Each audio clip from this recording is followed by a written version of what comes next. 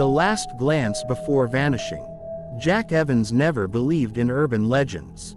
As a journalist, his job was to uncover the truth behind ghost stories, not to fall for them. But when he received an anonymous tip about a series of disappearances linked to an abandoned town deep in the Appalachian Mountains, his curiosity got the better of him. The message simply read, "Blackwood is waking up. Come see for yourself." Jack did some digging.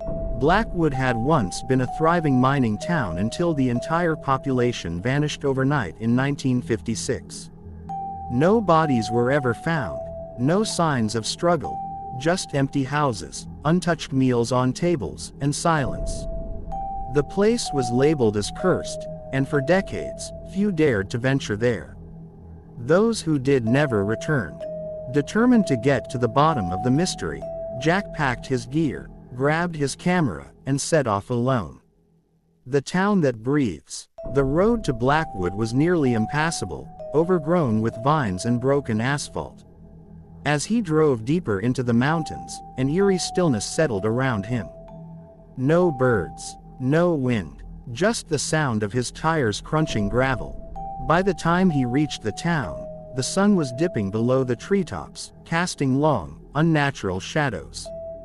The buildings were eerily intact, as if frozen in time. A barber shop still had a chair in the window. A gas station displayed outdated prices. A diner's menu listed meals no one had ordered in decades. Jack took out his camera and began filming, narrating his findings. Blackwood is unlike any ghost town I've seen before. It feels preserved, like something is keeping it from decaying. Then, a door slammed shut behind him. He spun around, heart hammering.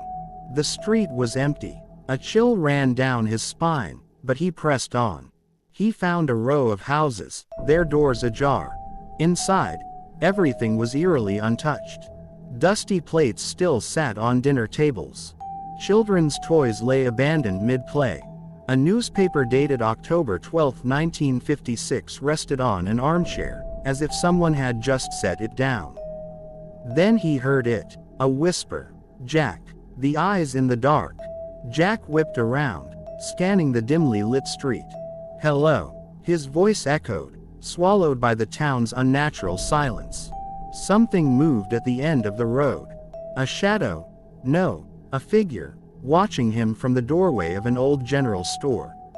It was too far to make out details, but Jack felt its gaze boring into him. He raised his camera, zoomed in. The figure darted out of sight. Jack's pulse quickened. He knew fear could play tricks on the mind, but this felt different. Something was here, watching, waiting. Then his camera screen flickered.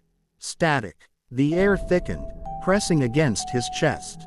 A faint hum, almost like breathing, filled his ears. He turned a corner and stopped dead in his tracks. There were people standing in the street. No, not people, silhouettes. Dozens of them, faceless, unmoving, blocking his path. They weren't there a moment ago. Jack stepped back. The figures didn't move. Then, in unison, they took a step forward. The forgotten ones. Panic surged through him. He turned and ran, weaving through alleys, past empty storefronts and silent houses. The whispers grew louder, overlapping, pressing into his skull. "Jack, you came back." He didn't stop until he reached his car. Fumbling with his keys, he threw himself inside, locking the doors. He turned the ignition. Nothing. The streetlights flickered. The figures were closer now, standing at the edge of the lot, their featureless heads tilted slightly. A new whisper came, so close it felt like it was inside his ear. "You were one of us." Jack screamed and slammed his fists against the wheel. Then, a voice crackled over the radio. "Blackwood's waking up." Jack's blood ran cold. The figures lunged. The last transmission. The next morning, a search party found Jack's car. The doors were wide open, the engine dead. His camera lay on the passenger seat, footage intact. The last frame showed Jack standing in the middle of the street, staring into the lens, his expression blank. Behind him, a dozen silhouettes swatched, their shadows stretching unnaturally long in the morning light. Jack Evans was never seen again. And Blackwood. Blackwood waits for the next visitor.